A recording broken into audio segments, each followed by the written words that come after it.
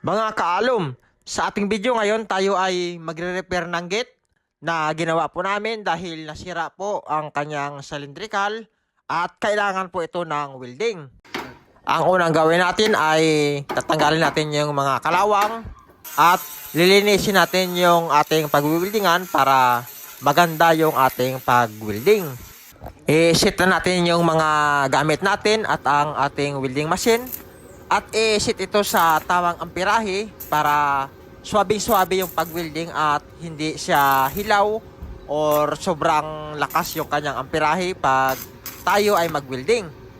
Pag natapos ng i-welding yung ating cylindrical, ay lilagyan ito ng WD-40 o kaya mga langis para tatagal po ang kanyang buhay. Kasi kung matagal pong nakasara yan, ay kakalawangin yan at mahirap pong siyang buksan. Kaya laging alagaan po yan ng langis para laging swabing-swabe yung kanyang pagbukas.